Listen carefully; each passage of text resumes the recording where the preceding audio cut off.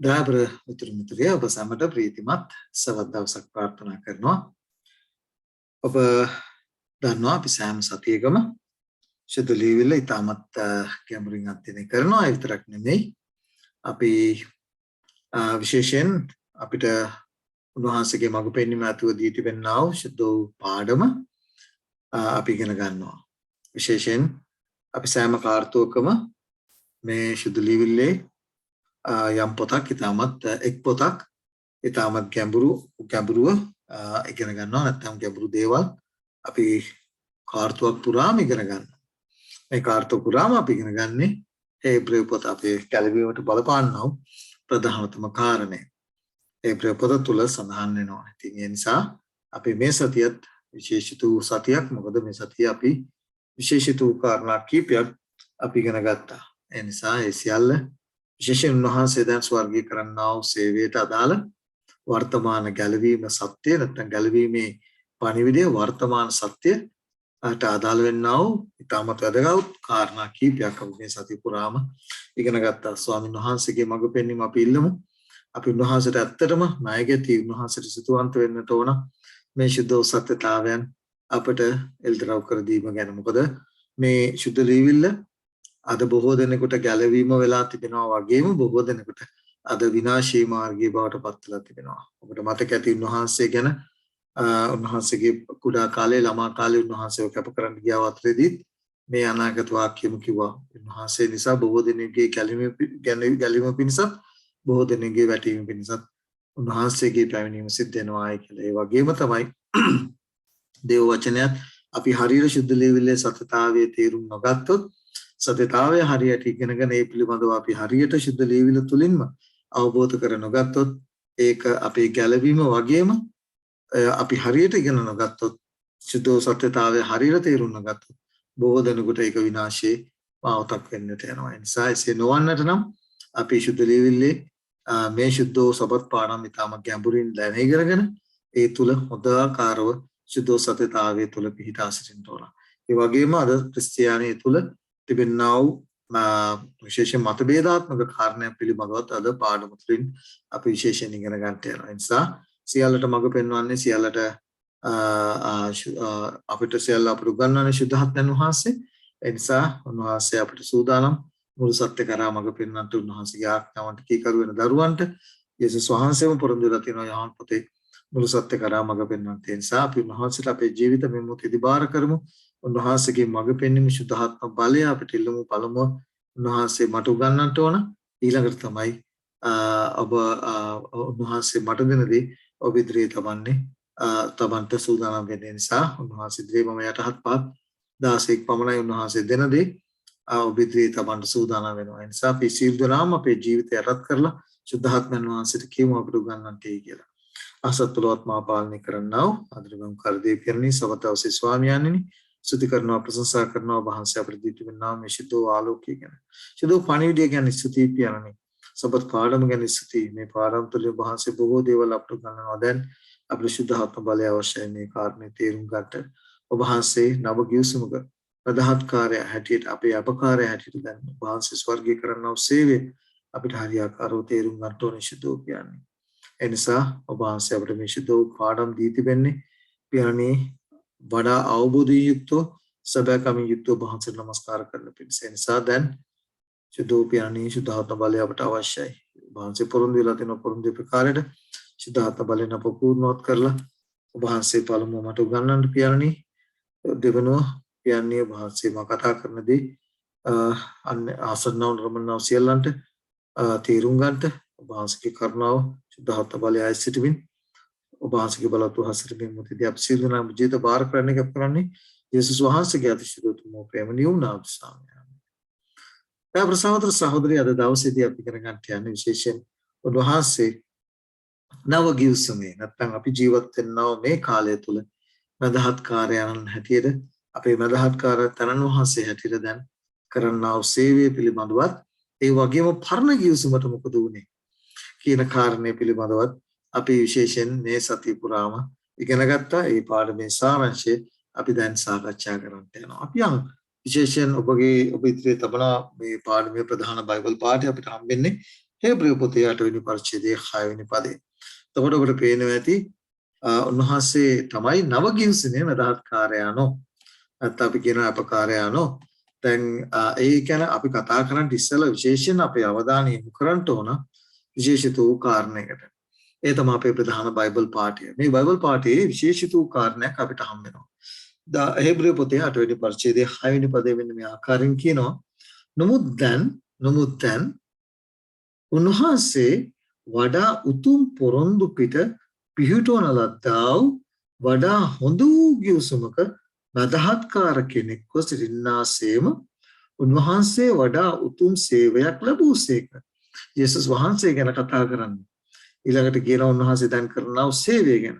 මග්නිසාද පළමු ගිවිසුම නිදොස්ව තිබුණේ නම් පළමු ගිවිසුම නිදොස්ව ඒක වළංගුව තිබුණේ නම් අපි දැන් පරණ ගිවිසුම හොයන්න ඕන මොකක්ද කියන පරණ ගිවිසුම නිදොස්ව තිබුණේ නම් දෙවෙනි එකට ඉඩ සොයන්නේ නැත.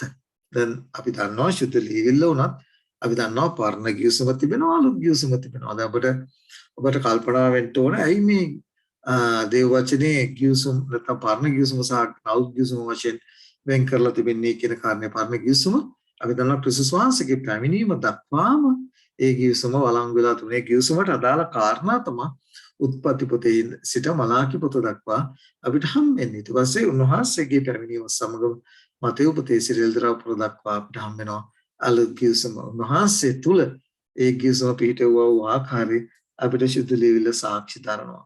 එතකොට දැන් අපි අපේ අවධානය යොමු වෙන්න ඕන මේ කාරණේට. මොකද්ද මේ කියන්නා වූ ගිවිසුම් දෙක පිළිබඳව අපිට හොඳ අවබෝධයක් තියෙන්නට ඕන.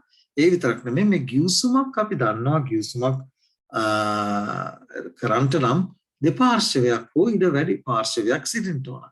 දැන් පරණ ගිවිසුම තුල අපි දකිනවා කවුද මේ දෙපාර්ශවය? අපි දන්නවා දෙවියන් වහන්සේ සහ මනුෂ්‍යයන් නැත්නම් ඊශ්‍රායල් සෙනග තමයි ඒ ගිවිසුමේ පාර්ශවකරුවන් උනේ.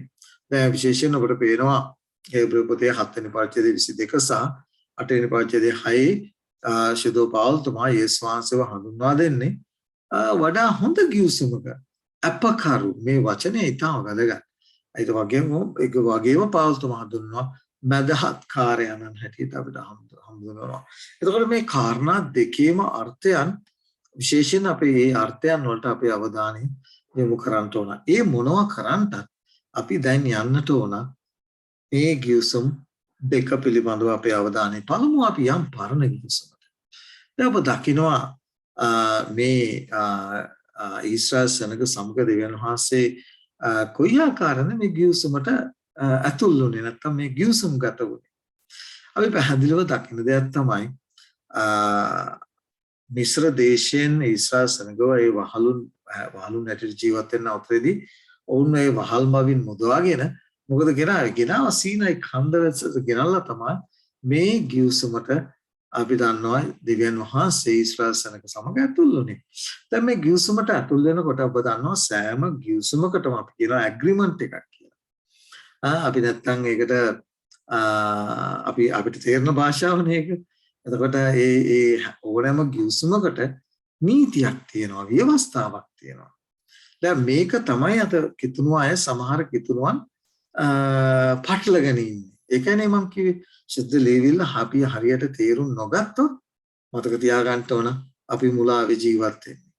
දැන් පරණ ගිවිසුම අපි දකිනවා. මොකද්ද පරණ ගිවිසුම? දෙපාර්ශවය දෙවියන් වහන්සේ සහ ඊශ්‍රායල් සෙනග. මෙන්න ගිවිසුමේ පාර්ශව කරවන.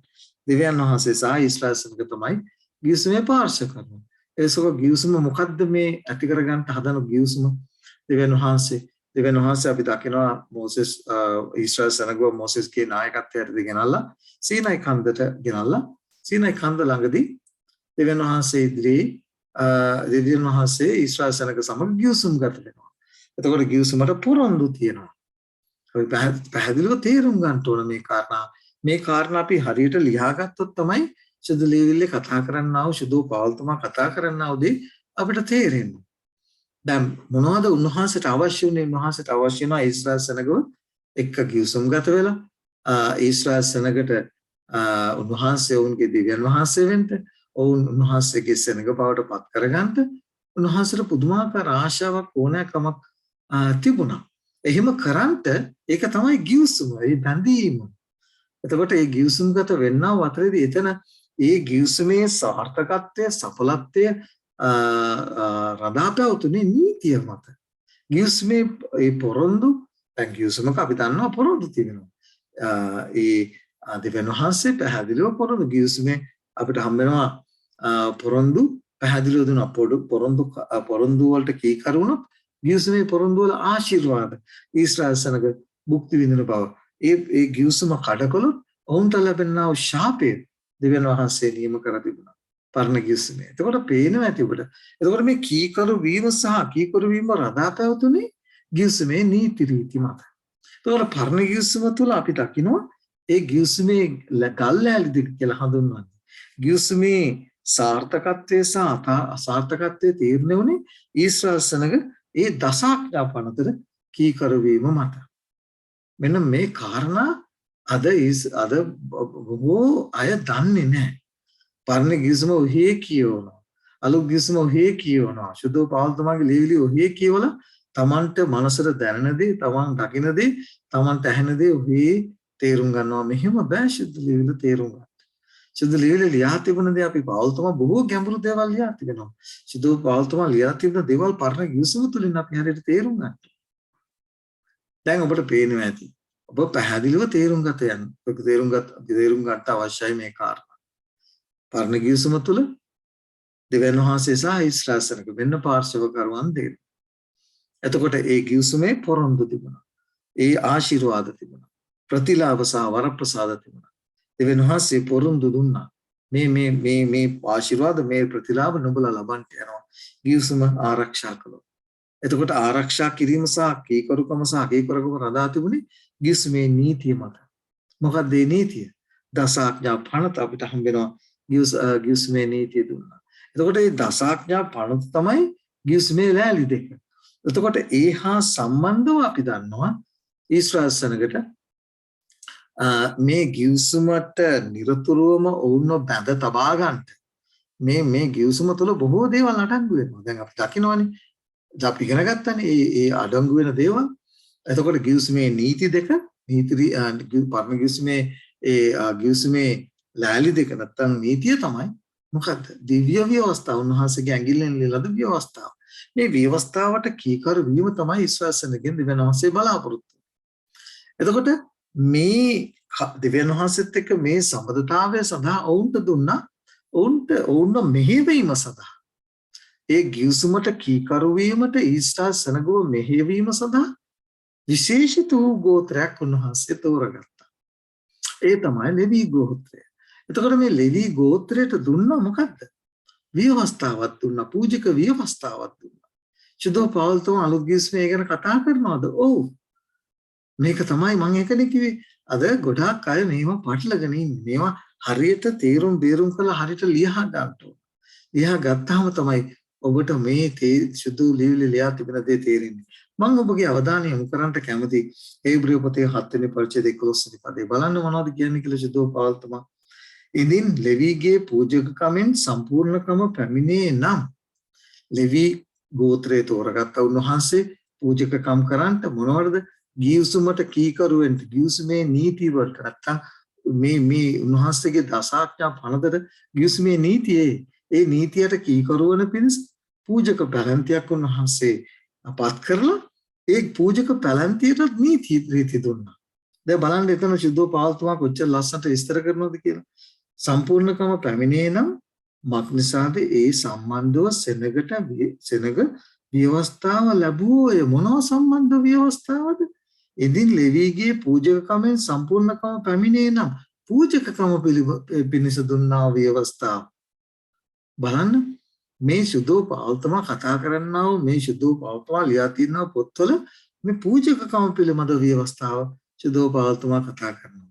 උන්වහන්සේගේ ඇඟින්මින් ලියන ව්‍යවස්ථාව ගැන කතා කරනවා. ඒ නිසා ඒ ලියා තිබෙන කාරණේ පිළිබඳව අපි හරියට තේරුම් ගන්නකොට ඉගෙන ගන්නකොට තමයි ඒ කියන්නේ පූජක ව්‍යවස්ථාව ගැනද එහෙම නැත්නම් උන්වහන්සේගේ දිව්‍ය ව්‍යවස්ථාව ගිවිසුම ගිවිසුමේ නීතිය ගැනද කතා කරන්නේ කියලා ඔබටත් මට සුදු පවල්තුමා ලියන දේ තේරෙන්නේ. මේවා හරියට ඔබ තේරුම් නොගත්තොත් ඔබට සුදු පවල්තුමා කතා කරන දේ කොහෙත්ම තේරෙන්නේ නැහැ. ඒක අපි තේරුම. ඒ නිසායි අද ඕකිතුන හරි කනගාටුයි. මේවා අතරම මට හරියට කනගාටු හිතෙනවා. මොකද අද මිනිස්සු කොච්චර සුද්ධ ලියවිලා වර්තාගෙන තියෙනවද කියන කාරණා. මම තව පොඩ්ඩක් කියවන්න කැමතියි. ඔබ බලන්න මොකද්ද කියන්නේ කියලා. බලන්න නැවත වාරයක් මම 11 වෙනි පදේ කියවනවා. ඉදින් ලෙවීගේ පූජකකමෙන් සම්පූර්ණකම පැමිණියේ නම් ලෙවීගේ පූජකකමෙන් ලෙවී ගෝත්‍රයෙන් සම්පූර්ණ පූජකකම සම්පූර්ණ වෙනවා නම් ඊට පස්සේ වරහන් ඇතුළේ ලියා තිබෙනවා මංසාද ඒ සම්බන්ධව පූජකකම සම්බන්ධව සෙනග ව්‍යවස්ථාව ලැබුවය. ආරොන්ගේ පිළිවෙලේ හැටියට කියනු නොලබ මෙල්කිසෙදෙක්ගේ පිළිවෙලේ හැටියට වෙන පූජකයෙක් නැගිටින්න තවත් ඕනෑකම මොකද? දැන් පූජකකම කරන්ට නියමිතව තිබුණේ කවුද? ආරොන් සහ ඔහුගේ ගෝත්‍රය. නමුත් අපි දන්නවා උන්වහන්සේ ආවේ යුදාගේ ගෝත්‍රය. ඒ කාරණේ ඒ ව්‍යවස්ථාව සම්පූර්ණ කළා නම් ඔවුන් පූජකකම හා සම්බන්ධ ව්‍යවස්ථාව පූජක ව්‍යවස්ථාව ලෙවීගේ ගෝත්‍රය සම්පූර්ණ කර තිබුණා නම් මොකද කියන්නේ? මෙල්කිසෙදෙක්ගේ පිළිවෙල හැටියට වෙන පූජකයෙක් නැත්නම් මෙල්කිසෙදෙක් අපි දන්නවා ලෙවීගේ ගෝත්‍රය නෙවෙයි. එතකොට ලෙවී ගෝත්‍රයක් ඇත්තෙත් නැහැ. ආබ්‍රහම්ගේ කාලේ තමයි මෙල්කිසෙදෙක් හිටියේ. එතකොට යුදාගේ ගෝත්‍රයෙන් අපේ උත්තම පූජකයන්න්ට අපේ ගැලුම්කාර තරණ වහන්සේට මෙදිස් මෞංකාර තරණ අපේ ගැලුම්කාර තරණ වහන්සේට මදහත්කාරයන්ට තරණ වහන්සේට එන්න අවශ්‍යතාවයක් නැහැ. ඒක සම්පූර්ණ. මොක සම්පූර්ණ නම් ලෙවීගේ ගෝත්‍රයට අදාළ ඒ පූජක ව්‍යවස්ථාව සම්පූර්ණ කර තිබුණා නම් උන්වහන්සේගේ පැමිණීමට අවශ්‍යතාවයක් තිබුණේ. නමුත් ඒක අසම්පූර්ණයි. බලන්න සුදෝපාවල්තුමා මොනවද කියන්නේ කියලා. මග්නසද පූජකකම වෙනස් වූ බැවින් ක්‍රිස්තුස් වහන්සේ ඒ දේ වෙනස් කළා. මොකද උන්වහන්සේ ලෙවීගේ ගෝත්‍රයෙන් නොවේ. උන්වහන්සේ ඒ ලෙවීගේ ගෝත්‍රයට අදාළ පූජක ව්‍යවස්ථාව වෙනස් කළා. උන්වහන්සේ යුදාගේ ගෝත්‍රයෙන් ආපු නිසා. මංසාද පූජකකම වෙනස් වූ බැවින් ව්‍යවස්ථාවත් වෙනස් විය යුතුය. දැන් මේ කරකට කිතුරුවන් මොනවද කියන්නේ? හරිනේ. දසාඥා පනත වෙනස් විය යුතුමයි කියලා සුදෝපවල්තුමා ලියලා තියෙනවා. දැන් ඔබට තේරෙනවා. මේක තමයි අද ගොඩාක් අය වරද්දගෙන ඉන්නේ. හරියට තේරුම් ගන්න නැහැ සුද්ධ ලියවිල්ල. එදා යුදවරුණු සුද්ධ ලියවිල්ල හරියට නොදැන වරද්දාගෙන සිටින බව උන්වහන්සේ උන්ට අනුතරනවා. බලන්න මොච්චර කොනතරම් පැහැදිලිව එතන කියනවාද කියලා. මෙන්න මේ පූජක ව්‍යවස්ථාව අසම්පූර්ණ වුණ නිසා තමයි උන්වහන්සේ යුදා ගෝත්‍රයෙන් ඇවිල්ලා ඒ අසම්පූර්ණ දේ, ඒ දුර්වල දේ නැත්තම් ඒ අවලං නැත්තම් කඩකලා ඒ පරණ ගිවිසුම. මොකද පූජකයෝ දුර්වලයිනේ. චේදෝ පාවල්තුමා හරිය ලස්සනට කියනවා. එතකොට මේ පූජක ව්‍යවස්ථාවත් ඕන් කඩ කරපු නිසා ඒකේ ප්‍රතිඵලය මොකක්ද? අර ගිවිසුම කඩ වුණා. දෙවියන් වහන්සේත් මිනිස්සුත් අතර මොකද පූජකයන්ව පත් කළේ ඒ දෙවියන් වහන්සේත් මිනිස්සුත් එක්ක ඇති කරගත්තා වූ ගිවිසුමට සෙනගව මඟ පෙන්වන්න. ඒ ගිවිසුමේ නීතිවලට නීති රකින්න සෙනගව මඟ පෙන්වන්න පිණිස තමයි පූජකයන්ට පූජක ව්‍යවස්ථාව දුන්නේ. එතකොට මොකද වුනේ? පූජකයෝ ඒ දේ කළේ නැහැ. ඒක අසම්පූර්ණ කළා. අසම්පූර්ණ වුණා. ඒක දෝෂිත සහිත වුණා. ඒ නිසා සෙනග මොකද කරේ? දෙවියන් වහන්සේගේ ගිවිසුම කඩ කළා. ඒක ලියා තිබුණු නිසා ගල්ලෑලි දෙක ලියලා දුන්නේ ඒ ගිවිසුමේ ලෑලි දෙක නැත්තම් ගිවිසුමේ නීති. අපේ සහෝදර සහෝදරිය මේ නිසා මොකද වුනේ? උන්වහන්සේට සිදු වුණා නව ගිවිසුමක ඊට වඩා හොඳ ගිවිසුමක මදහත්කාරයෙක් මදහත්කාරය වෙන්න. මේක හරිය ලස්සනයි. ඔබ නිවි හැනහිල්ල මේක තේරුම් ගන්න ඕන. ඊටමත් අවධානයෙන් යුක්තව මේ උන්වහන්සේ කතා කරන දේ ඔබ තේරුම් ගන්න ඕන. පරණ ගිවිසුම මිනිස්්‍ය පූජකයෝ තමයි. පූජක ව්‍යවස්ථාව දුන්නා. ඒ පූජකයෝ මොකද කරේ? ඒක අසම්පූර්ණ ලෙස ඒක උන්ට හැකියාවක් ලැබුණේ නැහැ. ඒක සම්පූර්ණ කරන්නට. එහෙම නොකරපු ඉඳ ගිවිසුම රකින්නට ඔවුන්ට සෙනගව පොළොමවන්ට බැරුව ගියා. උන්වහන්සේ ඊට පස්සේ මොකද කරේ? නව ගිවිසුම පිහිටුවම ලැබුවා. මේ නව ගිවිසුම හරිය අලංකාරයි. නව ගිවිසුම තුලත් අපි දකිනවා ගිවිසුම දකිනවා. ඒ විතරක් නෙමෙයි ගිවිසුමේ පණත් අපි දකිනවා. ගිවිසුමේ නීතිය අපි දකිනවා. ඒ වගේම තමයි පූජක ව්‍යවස්ථාව අපි දකිනවා. අලුත් ගිවිසුමේ පූජක ව්‍යවස්ථාවනේ කවුද? ඔබට මතකයි සිතෝ පාවල්තුමා කියනවා අපේ ක්‍රිස්තුස් වහන්සේ ව්‍යවස්ථාවේ සමාප්තිය වුණායි කියලා. දැන් මේකත් අරගෙන කවුද කතා කරන්නේ? හිතනවා මේ ශුද්ධ සත්‍යතාවය දන්නේ නැති නිසා මොන ව්‍යවස්ථාවද උන්වහන්සේ සමාප්ත කළේ කියලා කාරණේ හරියට තේරුම් ගන්න නැහැ. මේ ගිවිසුම දන්නේ නැහැ. ගිවිසුම නොදන්න නිසා ඒ අය අද අනාථ වෙලා තිබෙනවා. නැත්තම් මේ ශුද්ධ සත්‍යතාවය නොදන්න නිසා ඒ අය මොකද වෙලා තිබෙන්නේ? ඒ අය මහා වියුලක ජීවත් වෙනවා. ඒ නිසා අපි අද දවසේදී අපේ අවධානය යොමු කරමු මේ කාරණයට. උන්වහන්සේ ඉස්රායල් සෙනග සමග ගිවිසුම් ගත වුණා. ඒ ගිවිසුමේ අඩංගු දේ අපි කතා කළා. දැන් අපි බලමු එදා දෙවියන් වහන්සේ පරණ ගිවිසුමේ ඉස්රායල් සෙනග සමග කළා ගිවිසුමට වඩා හොඳ ගිවිසුමක් අලුත් ගිවිසුමේදී අපේ පූජකයන්න් මොකද කරේ? ඒ ගිවිසුම ආරක්ෂා කළා. පූජක නැත්තම් පූජක ව්‍යවස්ථාව තුළ තිබුණු දේ ක්‍රිස්තුස් වහන්සේ මොනවද කරේ? සම්පූර්ණ කළා. මෙන්න මේ නිසයි වඩා හොඳ ගිවිසුමකට ඔබත් මමත් ඇතුල් වෙලා තිබෙන්නේ. ක්‍රිස්තුස් වහන්සේම නිසා. උන්වහන්සේ පූජාවනවා, උන්වහන්සේ පූජකයා බවට පත් වුණා. ඒ නිසා දැන් ඔබත් මමත් ඉතින්නේ පරණ ගිවිසුමට වඩා මොකද කරලා තියෙන්නේ? වඩා හොඳ ගිවිසුමකට ඔබත් මමත් ඇතුල්ලා තිබෙන්නේ. ඒ සියලු ගෞරවය හිමිවිත්තේ අපේ කරුණාකාර යේසුස් ක්‍රිස්තුස් වහන්සේට. මොකද පරණ ගිවිසුමේ අසම්පූර්ණ වුණ දේ, දුර්වල වුණ දේ, දුර්වල ව්‍යවස්ථාවට කරන්න බැරි වුණ දේ අපේ කරුණාකාර තරණ වහන්සේ කරපු නිසා. මේක තමයි ඔබත් මමත් තේරුම් ගත යුත්තේ. පරණ ව්‍යවස්ථාව තිබුණ දේ ඇත්තයි සියල්ල දුර්ලභකමින් පිරුණු නිසා නව ගිවිසුමක් වඩා හොඳ ගිවිසුමක අවශ්‍යතාවය දැනුණා ගොඩාක්. එනිසා පරණ ගිවිසුම ක්‍රිස්තුස් වහන්සේ කරනකොටගෙන අලුත් කරනු ලැබුවා. වඩා හොඳ ගිවිසුමක් උන්වහන්සේ පිහිටවනු ලැබුවා. වඩා හොඳ මැදිහත්කාරයෙක් අපට ලැබුණා. වඩා හොඳ මොනවද ඒකට කියන්නේ? ව්‍යවස්ථාවක් උන්වහන්සේ අපට දෙනු ලැබුවා. වඩා උතුම් පොරොන්දු පරණ ගිවිසුම. මොකද පරණ ගිවිසුමේ පොරොන්දු රැඳිලා තිබුණේ මොකක්ද? කීකරුකම.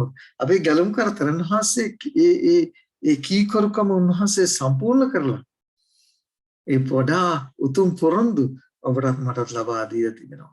හැබැයි ඒ කීකරුකමට ඇතුල් වෙන්නා වූ දුවදරුවන්ට පරණ ගිවිසුමේ ගල්ලෑලි දෙහික දුන්නේ.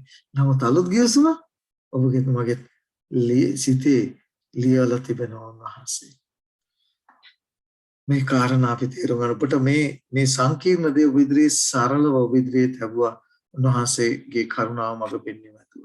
දැන් අපේ අවධානය යොමු කරමු නව ගිවිසුමක අවශ්‍යතාවය ඇයි මනුෂ්‍යයාට දැනුනේ කියන කාරණේ අපේ අවධානය යොමු කරන්න ඕන.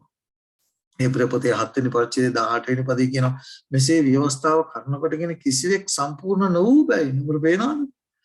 පළමු ආඥාවේ දුර්ලභකම හා නිෂ්ප්‍රයෝජනකම නිසා ඒක අවලංගු කිරීමද? දැන් මේවා අපි පැහැදිලිව තේරුම් ගත යුතුයි. දැන් අපට පේනවා ඇති හේබ්‍රෙය පොතේ 7 වෙනි පරිච්ඡේදයේ 11 ඉඳලා මේ ව්‍යවස්ථාව ගැන කතා කරන්නේ. මොන ව්‍යවස්ථාව ගැන? පූජක ව්‍යවස්ථාව ගැන කතා කරන්නේ. ඒකේ දුර්වලකම ගැන කතා කරන්නේ. ඒකේ අසම්පූර්ණ බව ගැන කතා කරන්නේ. මේවා නොදැනගෙන අපි මොකද කරලා තියෙන්නේ? අපි ගොඩාක් වෙලා තිබෙනවා. අපි වැරදි විදියට යුදෝ පාවල්තුමාගේ ලියවිලි පවා තේරුම් අරන් තිබෙනවා ගොඩාක් හිතනවා. ඒ නිසා අපි ගොඩාක් පරිස්සම් වෙන්න ඕන සුද්ධ ලියවිල්ල ඉගෙන ගන්නකොට ඒක අපේ ජීවනය කරගන්නවා මිසක් ඒක අපේ විනාශය කරගන්න හොඳ නැහැ. මේක තේරුම් ගන්නට ඕන. ඒ නිසා මතක තියාගන්න ඕන. නව ගිවිසුමක ඒ ගිවිසුමේ සම්පූර්ණ පදනම වෙලා තිබෙන්නේ කුමක්ද? ඒ ව්‍යවස්ථාව පරණ ගිවිසුමේ දුර්වල වූ නැත්තම් ඒකේ තිබුණා අසම්පූර්ණ වූ දේ අපේ ගැලුම්කාර තරණ වහන්සේ සම්පූර්ණ කළා වූ ආකාරයේ අපි දකිනවා. මෙතන ඔබට පේනවා ඇති. මැදිහත්කාරයන් හැටියට ක්‍රියා කළේ කවුද? ලෙවි ගෝත්‍රය. ඒ අය මොකද වෙලා තිබුණේ? ඔවුන්ගේ දුර්වලකම් නිසා ඒ ව්‍යවස්ථාව අසම්පූර්ණ වුණා.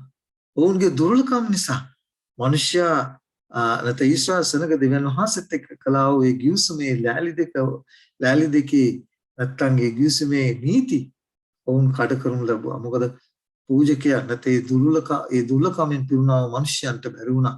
මිනිසයාව ඒ ගිවිසුමට දෙවියන් වහන්සේත් එක්ක ඇති කරගත්තා වූ ගිවිසුමට කීකරු වෙන්නට උන්ට මෙහෙවන්න උන්ට හැකියාවක් ලැබුණේ නැහැ. අපේ සහෝදරිය ගිවිසුම සම්පූර්ණ පදනම වෙලා තිබෙන්නේ මොකද්ද? කීකරුකම මත. මතක තියාගන්න පරණ ගිවිසුම සම්පූර්ණ නැත්තම් මේ ගිවිසුමට සෙනගව කීකරු වීමට හොඳට මතක තියාගන්න පරණ ගිවිසුමේ ඊශ්‍රායල් සෙනගව මේ ගිවිසුමට කීකරු වීම සම්පූර්ණ රඳා තිබුණේ පූජාව සහ පූජකත්වය මත. මේක ඔබ තේරුම් ගන්නට ඕන. මේක තමයි හැම කිතුණුවෙක්ම තේරුම් ගත යුත්තේ. පරණ ගිවිසුමේ ඒ ගිවිසුමේ ලෑලි දෙකට නැත්තම් දසාඥා පනතට මේකනේ ගිවිසුමේ මොකද ගිවිසුමේ ප්‍රතිලාභ සහ ගිවිසුමේ ආශිර්වාද සම්පූර්ණ රඳා තිබුණේ ගිවිසුමේ නීතිය මත. ගිවිසුමේ ලෑලි දෙක තමයි දසාඥා පනත. එතකොට මේ ගිවිසුමේ ලෑලි දෙකට නැත්නම් දසාඥා පනතට කීකරු වීම සම්පූර්ණ රඳා තිබුණේ මොකක් මතද? පූජකත්වය සහ නැත්නම් ඒ පූජාව සහ පූජකයාගේ සේවය මත තමයි ඒ ගිවිසුමේ සාර්ථකත්වය රඳා තිබුණේ. මතක තියාගන්න. සාර්ථක වුණාද? නැහැ. මොකද පූජක ව්‍යවස්ථාවට පූජකයන්ට බැරි වුණා කීකරුව ජීවත් වෙන්න. දැන් අලුත් ගිවිසුමට අපි යනකොට අලුත් ගිවිසුම සම්පූර්ණ රඳා තිබෙන්නේ මම කියවනේ පරණ ගිවිසුම රඳා තිබුණේ මොකක් මතද? ඒ පූජාව සහ පූජකත්වය මත. එතකොට අලුත් ගිවිසුමේ වළංගු භාවය ප්‍රතිලාභ සහ ආශිර්වාද රඳා තිබෙන්නේ පූජකත්වය සහ පූජකයා මත. ඒ නිසායි පරණ ගිවිසුමේ හිටියව සියල්ලන් දුර්වලයි. අලුත් ගිවිසුමේ අපේ ගැලවුම්කාර තරණ වහන්සේ අපේ උත්තම පූජකයා. උන්වහන්සේ අපේ පූජාව නිසා ඒක වඩා හොඳයි. ඒක වඩා සම්පූර්ණයි, සර්ව සම්පූර්ණයි. ඒ නිසා අපිට හැකියාවක් ලැබලා තිබෙනවා මේ ගිවිසුමට කිසිම ගැටලුවක් නැතුව ඇතුල් වෙන්නට. ඒ නිසා හේබ්‍රේ පොත මෙච්චර වැදගත් වෙන්නේ. අමතක කරන්න එපා මේ කාරණා ඔබේ ජීවිතේ. ඔබ අලුත් ගිවිසුමේ හිටියත් පරණ ගිවිසුමේ හිටියය ඒ ගිවිසුමට වුන් ඇතුළත් වෙලා හිටිය. මතක තියාගන්න. ඒ ගිවිසුමේ වළංගු අවලංගු භාවයේ තීරණය වුණේ පරණ ගිවිසුමේ පූජකයා සහ පූජා ක්‍රමයේ පූජකයන් සහ පූජාව මත. අලුත් ගිවිසුමේ ඔබත් මම මේ කිසි දෙයකින් ඈත් වෙලා නැහැ. පරණ ගිවිසුමේ තියදී පෞකාරය අලුත් ගිවිසුමේ තින්නේ ඔබ පෞකාර සැනක. දෙවියන් වහන්සේගේ මහිමෙන් හීන වෙච්චව අය. ඒ නිසා පරණ ගිවිසුමේ අපි හරි වාසනාවන්තයයි. අපේ පූජකයා වුණහන්සේ. මොකද පූජා මේ ගිවිසුමේ තාර්ථකත්වය රැඳිලා තියෙන්නේ පූජාව සහ පූජකයා මත. ඒ නිසා උන්වහන්සේ ඒ කාරණා දෙකම අදිෂ්ඨ කරලා සදාකාල පූජකෙක් හැටියට උන්වහන්සේ අපේ නේ මොනවද කරන්නේ? අපේ වෙන්නේ අපකාරය වෙලා ඉන්න උන්වහන්සේ. මේ වචනේ අපි එනවා තව පොඩ්ඩක්. අලුත් කරන ලැබු ගිවිසුම. කවුද අලුත් කරේ? අපි කලුම්කර තරන් වහන්සේ. වාණ්ඩ හේබ්‍රේ පොතේ 8 වෙනි පරිච්ඡේදයේ 10 වෙනි පදේ එසේ ඒ දවස්වල පසු මා විසින් ඊශ්‍රායල් වංශය සමග අපේ කලුම්කර තරන් වහන්සේ කරන කොටගෙන ඒ වංශයට හිමිකම් කියන්ට ඔබටත් මනත් ඒ වරප්‍රසාදයේ ගලාධිපතිය පැහැදිලිව කතා කරනවා. දෙවියන් වහන්සේ දේව දරුකම වහන්සේ අලුත් ගිවිසුමේ ඉන්නව අයට දෙන්නේ වංශයේ ඊශ්‍රායල් වංශය නිසාවත් දේශය නිසාවත් නොවන බව. ක්‍රිස්තුස් වහන්සේව පැලඳ ගන්න අයට තමයි ඒ වංශයේ ආබ්‍රහම්ගේ වංශයට උරුමකාරයන් වෙන්නේ කියන කාරණේ ගලාධිපතිය පැහැදිලිව කතා කරන නිසා ඒ දවස්වල පදු දැන් ඊශ්‍රායල් සනග භෞතික ඊශ්‍රායල් සනග නොවේ ආත්මිකව දෙවියන් වහන්සේ ක්‍රිස්තුස් වහන්සේව පැලඳ ගන්න අය තමයි ඊශ්‍රායල් වංශයට අයත් වෙන්නේ. ඒ ගිවිසුම නම් මගේ ව්‍යවස්ථාව උන්ගේ සිතේ තබමින් ඒවා උන්ගේ සිත්වල ලියන්නේ ඔවුන් මම ඔවුන්ගේ දෙවියන් වහන්සේ වන්නෙමි. ඔහුද මාගේ සෙනඟ වන්නෝය. මෙන්න අලුත් ගිවිසුම. මොකද්ද? උන්වහන්සේගේ ව්‍යවස්ථාව. උන්වහන්සේගේ ආඥා කොහිලීමද? ඔබගේ මගේ සිතේ ලිවීම. මෙන්න අලුත් ගිවිසුම. එතකොට ඒ කාරණේ සාර්ථකත්වයේ අලුත් ගිවිසුම විතරලා තිබෙන්නේ පූජකයා සහ පූජාව මත. ඔබටත් මටත් බැරි වුණු දේ පරණ ගිවිසුමේ අසම්පූර්ණ වූ දුර්වල වූ දේ අපේ කැලම්කාර තනන් වහන්සේ මිනිසෙක් හැටියට මේ ලෝකේ ජීවත් වෙලා උන්වහන්සේ දේ සම්පූර්ණ කරලා උන්වහන්සේ පූජා වෙලා ඊළඟට උන්වහන්සේ පූජකයා වෙලා උන්වහන්සේ ඔබටත් මහත් වෙනුවෙන් අදහත්කාරයෙක් එන්න පියාණන් වහන්සේ සහ මා අතර ඔබ සහ පියාණන් වහන්සේ අතර මා සහ පියාණන් වහන්සේ අතර අදහත්කාරයෙක් හැටියට අපකාරයෙක් හැටියට උන්වහන්සේ වඩා හොඳ ගිවිසුම කර තිබෙනවා. එතකොට ඔබගේ මගේ වගකීම මොකද්ද? මේ ගිවිසුමට ඔබත් මමත් පාර්ශවකරුවෙක් වෙන්නේ කොහොමද කියන කාරණේ තමයි ඔබගෙත් මගෙත් ගැළවීමට අදාළ වෙන්නේ බලපාන්නේ. එතකොට පේනවා ඇති නව ගිවිසුමක සහ පරණ ගිවිසුම අතර තිබෙනා වූ වෙනස. දැන් පරණ ගිවිසුම අපිට හම්බ වෙනවා ඒ ගිවිසුම කොහෙද? නලල් පාටි පිනිස ඒවා අතේ ඊළඟට ගෙවල් උළුව පිට ලියන්න කිව්වා. නමුත් අලුත් ගිවිසුම අපිට හම්බ වෙනවා වහන්සේගේ ව්‍යවස්ථා කොහෙද ලියන්නේ? සිතේ ලියන බව දේව වචනේ සඳහන් වෙනවා. ඒ වගේම අපිට හම්බ වෙනවා දැන් මේ ගිවිසුමේ තියෙන ආශිර්වාදය ඔබට මතකයි මම පාඩමේ මුලින්ම කිව්වා. මේ ගිවිසුමේ තිබෙන ලොකුම වරප්‍රසාදය තමයි මේ විශ්වය පාලනය කරන දෙවියන් වහන්සේ. අපේ දෙවියන් වහන්සේ වෙනේ කාරණේ. ඊළඟට මේ ගිවිසුමට අතුල් වෙලා ඉන්නා වූ සියලු දෙනාට ලැබෙන වරප්‍රසාදය තමයි දේව සෙනඟට පංගුකාරයන් වීම. එතකොට මේක රඳා තිබුණේ මොකක් මතද? මතක තියාගන්න. ඒ ගිවිසුමේ නීතිය මත.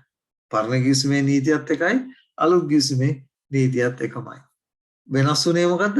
පරණ ගිවිසුමේ ඒ නීතියට කීකරු වෙන්නට නැත්නම් නීතියට අවනත වෙන්නට යොමු කළේ පූජක පැලැන්තිය සහ පූජා. ඒ වගේම තමයි අලුත් ගිවිසුමේ අපිට හම්බ වෙනවා ඒ දෙයමයි. නමුත් ක්‍රිස්තුස් වහන්සේ පූජකයා සහ පූජාව හැටියට වෙලා ඒ ගිවිසුමට ඇතුල් වෙන්න ඔබටත් මටත් මාර්ගය පිළිල කරලා තිබෙනවා. ක්‍රිස්තුස් වහන්සේ කරන කොටගෙන මේක බුදුමාකාර සත්‍යතාවයක්, මේක බුදුමාකාර ආලෝකයක්, මේක බුදුමාකාර සුභාරංචියක්. දැන් සහෝදර සහෝදරයෝ මේ කාරණා තමයි ඔබත් මමත් අද දවසේදී තේරුම් ගන්නට ඕනේ. බලන්න මේ පින්තූරය කොච්චර වටිනවද කියලා, මොනතරම් තේරුමක් දෙනවද කියලා. උන්වහන්සේ අපේ මදහත්කාරයන් හැටියට හිටියා. හැටියට සේවය කරනවා. උන්වහන්සේ වඩා උතුම් ගිවිසුමක අපකාරය වී සිටිනසේක. හේබ්‍ර පොතේ අපිට කියනවා මේ 7 වෙනි පරිච්ඡේදයේ 22 වෙනි පදේ මේ අපකාරය කියන වචනේ ඔබටත් මනත් හොඳ ආකාර තේරෙන වචනයක්. ඔහු නොගොවොත් මං ගෙවනවා. දැන් අපි අලුත් ගිවිසුමේ ජීවත් වෙන්නා වූ පරණ ගිවිසුමේ නම් අපි දකිනවා මෝසෙස් විශ්වාසවන්ත මැදිහත්කාරයෙක් වුණා ඊශ්‍රායල් සනග වෙනුවෙන්. එතකොට අපි පැහැදිලිව දකින දෙයක් තමයි ඒ මෝසෙස්ට වඩා උතුම් තරණ වහන්සේ මොකද කරේ? පියාණන් වහන්සේ ඉදිරියේ මොකද දැන් අපි පැහැදිලිව දන්නවනේ වහන්සේ මේ දේවත්වයේ කොටස. පියව් දෙවියන් වහන්සේ පුත්‍ර දෙවියන් වහන්සේ තමයි අපේ අපකාරය වෙලා සිටින්නේ. හරි සමීප බව දැනෙන්න ඕන ඔබටත් මට. එතකොට ඔබටත් මටත් බැරි වුණු දේ අපටත් මටත් ගෙවා දවන්න බැරි වුණු දේ උන්වහන්සේ ගෙවා දවන ඒ අපේ නැත්තම් උන්වහන්සේ අස්සම් කරලා තියෙනවා පියාණන් වහන්සේ ඉදිරියේ. ඔහුට බැරි වුණු දේ මම ගෙවනවායි කියලා ඒක උන්වහන්සේ ගෙව අවසන් කර තිබෙනවා. අපිට හම් වෙනවා හේබ්‍ර පොතේ 8 වෙනි පරිච්ඡේදයේ 6 වෙනි පදේ මොනවද කියන්නේ? උන්වහන්සේ අපේ වැදහත්කාරය, අපේ අපකාරය.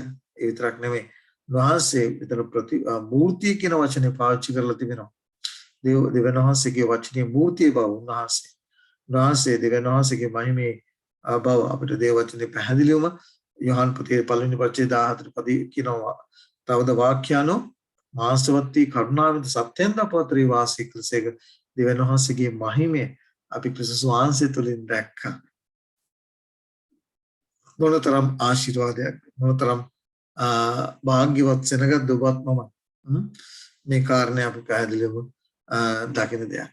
දැන් පරණ අලුත් ගිස්මේ ජීවත් වෙන්නා වූ අපි විශේෂයෙන් උන්වහන්සේ අපකාරය වෙලා පූජකයා වෙලා පූජා වෙලා උන්වහන්සේ පියන් වහන්සේ ඉදිරියේ මේ අපේ ගෙවන බවට උන්වහන්සේ සහතික වෙලා උන්වහන්සේ ඒ දේ ගෙවා දමලා දැන් උන්වහන්සේගේ වගකීම උන්වහන්සේගේ සේවය උන්වහන්සේ සම්පූර්ණ කර තිබෙනවා. උන්වහන්සේගේ පොරොන්දු පරණ ගිවිසුමේ කීකරුකම් මත තමයි පොරොන්දු රඳා තිබුණේ. අද අපි ඒ ආකාරයෙන්ම පොරොන්දු මත උන්වහන්සේ බොහෝ පොරොන්දු අපිට දී තිබෙනවා. ඒකයි අපි ක්‍රිස්තුස් වහන්සේව පැන්ද ගන්න ඕනේ. ඒකයි අපි උන්වහන්සේ වෙන කිසි දෙයක් ඉල්ලන්නේ. උන්වහන්සේ ඉල්ලන්නෙම කීකරුකම. වෙන කිසි දෙයක් නැහැ. උන්වහන්සේට කීකරු වීම, උන්වහන්සේගේ ආඥාවන්ට කීකරු වීම උන්වහන්සේ ඔබෙන් මගෙන් බලාපොරොත්තු වෙනවා. එතකොට උන්වහන්සේ සූදානම් මොකද කරන්නේ? ගිවිතුමේ ප්‍රතිලාභ ආශිර්වාද වරප්‍රසාද ඔබට මට හිමි කර දෙන්න.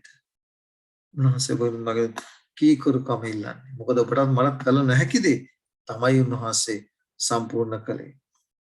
අපේ සහෝදරිය දැන් ඔබගේ අවධානය යොමු කරනවා උතුම් පොරොන්දු වෙතට. දේවචනේ අපිට හම්බ වෙනවා හේබ්‍ර පොතේ 8 වෙනි පරිච්ඡේදය මොනවද උන්වහන්සේ අපි කල්පනා කරලා බැලුවොත් උන්වහන්සේගේ පොරොන්දු ගැන කල්පනා කරලා බැලුවොත් උන්වහන්සේ මොනතරම් පොරොන්දු අලුත් ගිවිසුමේ දී තිබෙනවද? ඒ පොරොන්දු හැම එකක්ම උන්වහන්සේ අපි දන්නවා මේ ගැලවීම පිළිබඳව කාරණේදී උන්වහන්සේ සියලු පොරොන්දු උන්වහන්සේ අකුරක් නැර උන්වහන්සේ ඉෂ්ට කළා. පරණ ගිවිසුම රඳා පැවතුනේ ගිවිසුමේ සාර්ථකත්වයේ සම්පූර්ණ පදනම් වුණේ කීකරුකම මත. ක්‍රිස්තුස් වහන්සේ අපි වෙනුවට උන්වහන්සේ කීකරුකමේ පියරණ වහන්සේගේ ආඥාවන්ට කීකරුව ජීවත් වෙලා උන්වහන්සේ දේ සම්පූර්ණ එකයි මං කිව්වේ. උන්වහන්සේ ඒ දේ සම්පූර්ණ කරලා උන්වහන්සේ මොකද වුනේ? දැන් පරණ ගිවිසුමේ ඊශ්‍රායල් ස්ථානක අකීකරු වුණ නිසා තමයි ඒ ගිවිසුම අසාර්ථක වුනේ.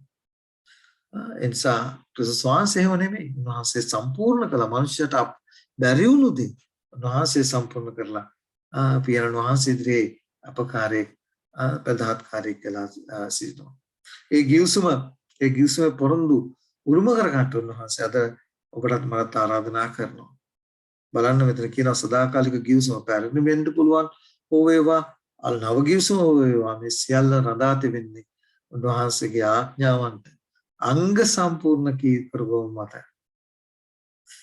කීකරුකම අවශ්‍යයි.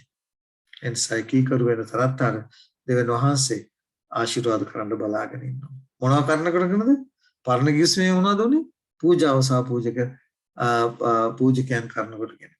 අලුත් ගිවිසුමේ අපේ ගලම් කරතන වාසී පූජාව සහ උත්තම පූජකයා හැටියට උන්වහන්සේ විශ්වාසවන්තව ඉන්නවා. ඒ ගිවිසුමේ ප්‍රතිලාභ අපි කීකරු වෙනවා නම් උන්වහන්සේ සිව්දානම් මොනවා කරන්නද?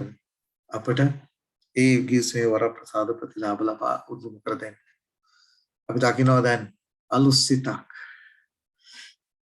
උන්වහන්සේගේ ආශාව මෙයයි. එසේකෙල්ගේ පොතේ කියනවා මම අලුත්සිතක් නුඹලාට දී අලුත් ආත්මයක් නුඹලා තුළ තබලා. මොකද කීකරුකම එන්නේ නැත්තේ මෙතන ඉන්නේ. තමන්ගේ සිතෙන් තමයි කීකරුකම පොළඹවන්නේ. නමුත් අපි දකිනවා මනුෂ්‍යයා තුළ තිබෙනා ගල් සිත නිසා කීකරු නොවන්නට මොනවද වෙලා තියෙන්නේ? අපි දන්නවා අද කිතුණන් පුදුමාකාර උන්වහන්සේගේ ආඥාවට කීකරුව ජීවත් වෙන්නට ඕන් පුදුමාකාර මැලිකමක් නැත්තම් අකමැත්තක් දක්වනවා. ඒක හිතා ගන්නට බෑ මොන හේතුවද කියන්නේ. ඒ නිසා තමයි උන්වහන්සේ ඔබට මගෙන් තිල්ලන්නේ එන්න මාළඟට. මම ලෑස්ති මොනවා කරන්නද? අලුත් සිතක් අලුත් ආත්මයක් නුඹලා තුළ ඔබ තුළ තබලා මොනවා කරන්නද? උඹේ මාංශයෙන් ගල්ලිත පහකොට මාංශමය සිතක් දෙන්න උන්වහන්සේ සූදානම් වෙලා ඉන්නවා. හැබැයි ඒ වචනේ අපිට සඳහන් කරනවා බොහෝ තැන්වල අපිට දාවිත් රජතුමා පැහැදිලිව කතා කරන බොහෝ තැන්වල උන්වහන්සේගේ ව්‍යවස්ථාව උන්වහන්සේගේ ආඥා ඔහුගේ සිතේ ලියන්ටේ කියන මේ කාරණා තමයි උන්වහන්සේ අපෙන් ඔබට මගනුත් බලාපොරොත්තු වෙන්නේ. ඒ නිසා අද පාඩම ඉතාම වැදගත්. මොකදකට හේතුව පරණ ගිවිසුම අලුත් ගිවිසුම දෙකම එකම ගිවිසුම. නමුත් පරණ ගිවිසුමේදී මොකද වුනේ? ගල්ලෑලි දෙක ගිවිසුමේ නීති දුන්නේ. අලුත් ගිවිසුමේදී ඒ අය නීතිය මිනිසයන්ගේ සිත්වල ලියලා ලැබුවා. ගිවිසුමේ ප්‍රතිලාභ වරප්‍රසාද සම්පූර්ණ රැඳී තිබුණේ පූජක සේවය සහ පූජාව මත. පරණ ගිවිසුමේ ඒ සදා කීකරු වෙන්නට සෙනගෝ කොළඹ ලැබුවා. අලුත් ගිවිසුමේ අපිට හම්බ වෙනවා වහන්සේ පූජකයා වෙලා පූජාව වෙලා මේ කාරණේ අපිට උන්වහන්සේ ඒ කීකරුකමට උන්වහන්සේ වෙතට කීකරුව එන ලෙස උන්වහන්සේ අපෙන් අපිට ආරාධනා කරනවා. මොකද පරණ ගිවිසුමේ තිබුණු ගිවිසුමයි අදත් තියෙන එකම වෙනස උන්වහන්සේ ගිවිසුම අලුත් කරා කවුරු කරනකොටද? ක්‍රිස්තුස් යේසුස් වහන්සේ කරන කොටගෙන. ඒ නිසා අමතක කරන්නට එපා. අද ඔබ ඉතාමත් වැදගත් සත්‍යතාවයක් ඉගෙන ගත්තා. ඒ තමයි ගිවිසුම පරණ සහ අලුත් ගිවිසුම. මේ කාරණා දෙකේම නීතිය තිබෙනවා. වාසිකේ දසාඥා පානද එදා පරණ ගිවිසුම වගේම අද අලුත් ගිවිසුමේ ජීවත් වෙන ඔබට මට දී තිබෙනවා. හැබැයි මේකට යොමු කළේ පූජක ව්‍යවස්ථාව පරණ ගිවිසුමේ පූජකයන් සහ පූජාව තමයි කීකරුකමට ඒ පරණ ගිවිසුමට කීකරුවන්ට ඔන්න පොළඹවනු ලැබේ. සෙනගෝ පොළඹවනු ලැබේ. අලුත් ගිවිසුමේ අපව පොළඹවන්නේ කවුද? දිව්‍ය ව්‍යවස්ථාවට කීකරු වෙන්න. අපේ දිව්‍ය මදහත්කාරයන් අපකාරයන් නිසා උන්වහන්සේ අප වෙනුවෙන් මහත් කැපකිරීමක් මහත් පරිත්‍යාගයක් කරලා මේ සුදු ආශිර්වාදේ ඔබටත් මට තොරතුරු කර දී දෙන නිසා ඒ දේවම කරගන්නට කීකරු වෙන්න. උන්වහන්සේ වෙන කිසි දෙයක් බලාපොරොත්තු වෙන්නේ. ඔබගෙත් මගෙත් බලාපොරොත්තු වෙන්නේ සම්පූර්ණ කීකරුකම. උන්වහන්සේගේ ආඥාවට කීකරු ජීවත් වෙන්න. ඒ විශ්ේ කරනකොට උන්වහන්සේ සූදානම් ඔබෙත් මගෙත් අපකාරය වෙලා මදහත්කාරය වෙලා ස්වර්ග රාජ්‍ය සදා ඔබවත් මාව සූදානම් කරන්නට. ඒ කරන්ට උන්වහන්සේ බරත් මරත් ආශිර්වාද කරනසේක්වා. ආමේන්.